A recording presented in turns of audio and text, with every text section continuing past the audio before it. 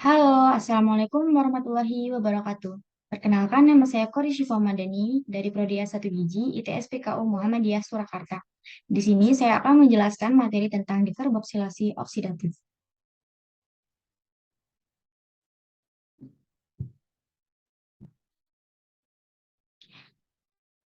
Dekarboksilasi oksidatif adalah reaksi yang mengubah asam pirufat yang beratom C3 buah menjadi senyawa baru yang beratom C2 buah, yaitu asetil koenzim A. Reaksi dekarboksilasi oksidatif adalah reaksi oksidasi di mana gugus karboksil dihilangkan sebagai karbon dioksida. Selama siklus asam sitrat, pirufat diubah menjadi asetil-CoA melalui dekarboksilasi dengan adanya enzim pirufat dehidrogenase. Di sini saya akan menjelaskan tentang proses dekarboksilasi oksidatif. Jadi, sebelum dekarboksilasi oksidatif adalah glikolisis.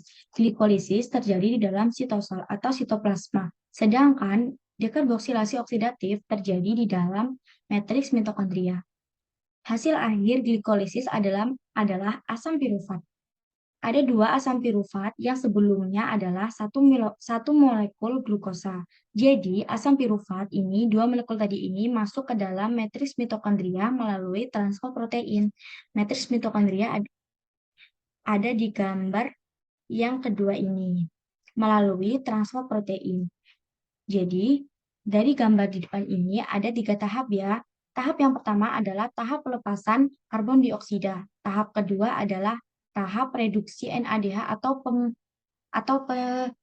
pembentukan NADH. Sedangkan tahap yang ketiga adalah tahap pembentukan koenzim A. Tahap yang pertama adalah tahap pelepasan karbon dioksida. Sesuai dengan namanya, proses dekarboksilasi adalah proses yang menyebabkan hilangnya gugus karboksil dan lepasnya karbon dioksida. Jadi, pada asam pirufat, gugus karboksil ini yang ini nih. Jadi, pada asam pirufat, gugus karboksilnya akan hilang dan hilangnya itu akan membentuk yang namanya pelepasan CO2 atau pelepasan karbon dioksida. Sehingga sisanya tinggal asetil-CoA. Sementara yang ini itu dilepas menjadi CO2. Nah, ini baru tahap yang pertama. Tahap yang kedua adalah pembentukan NADH melalui proses reduksi. Apa itu proses reduksi? Reduksi adalah proses penambahan elektron. Jadi, di sini ada H positif dari NAD positif akan membentuk NADH. Nah, tahap yang ketiga adalah proses koenzim A. Koenzim A sendiri artinya senyawa yang mengandung sulfur yang berasal dari vitamin B. Nah, makanya di sini ada huruf S-nya yang artinya sulfohidrid-CoA. Jadi, jika sudah ada koenzim A, nah asetil A-nya dari mana? Asetil A-nya dari proses yang pertama tadi.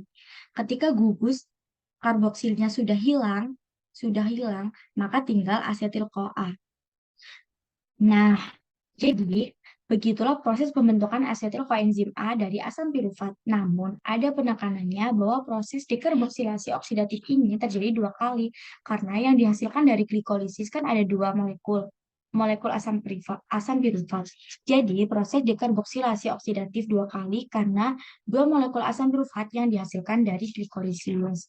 Jadi nih, kalau misalnya satu molekul glukosa terus masuk ke dalam proses dekarboksilasi oksidatif, berarti dia 2 kali proses dekarboksilasi oksidatif karena ada 2 molekul yang harus diproses. Ada 2 molekul pirufat yang harus diproses. Cukup sekian dan terima kasih. Wassalamualaikum warahmatullahi wabarakatuh.